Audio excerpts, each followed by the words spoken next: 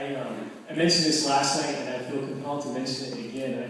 I want to acknowledge Linus and Dee and this incredible orchestra for being willing to perform works by local composers. And we have a lot of really strong local composers, and I think I speak on behalf of them. I know Richard is here, and David Isaac is here, and Pete Fine was at a performance last night, and there's Jay Voss, who had his piece performed last month, and Bruce Stoller, who's going to have his piece performed soon. I think I can speak on behalf of all of them and just saying what an honor it is that the orchestra would perform work by local composers. And so thank you very much for that. And it was beautiful last night, by the way. It was really beautiful. So thank you for that. As far as the piece goes, this is a piece that was commissioned to me about a year and a half ago.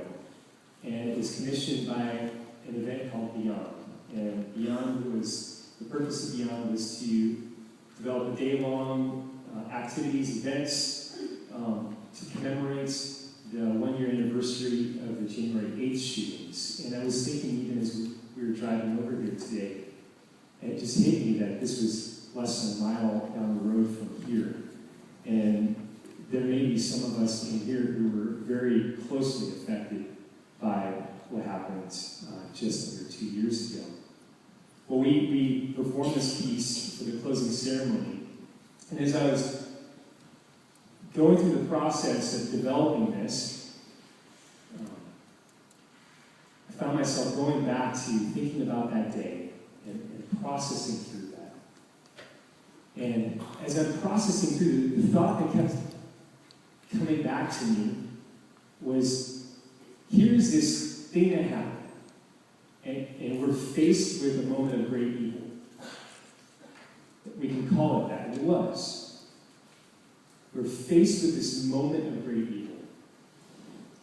And we didn't choose it. And it wasn't our fault. It wasn't something that we caused. It wasn't something that we could really expect. It wasn't anything we prepared for. It just happened. And so we were forced into it. And we were all forced to respond. And so in that, here we are, circumstances happen. So how do we respond? And so as I was praying about, in particular, those people who are most closely affected, and then for all of us in the Tucson area, because we were all affected, the thing that I kept on coming back to as I prayed is that we would choose, as we made our choice, how we're going to respond, we would choose to walk without fear. And so that's why the title, Walk Without Fear. And so what you're going to hear in this piece, in the beginning, you're going to hear it's just a little bit unsettling, and there's a little bit of disillusionment. You can kind of go through this process, the moments that happen just after, that moment that it just happened. And the processing, the disillusionment, the grieving, and then it's going to quickly develop out of that. And you're going to hear, throughout the piece, you're going to hear a transcendent hope. Because we understand that hope transcends circumstances. So you're going to hear a lot of hope come through. And then about halfway through, it's going to switch, and you're going to hear a lot of projected honor.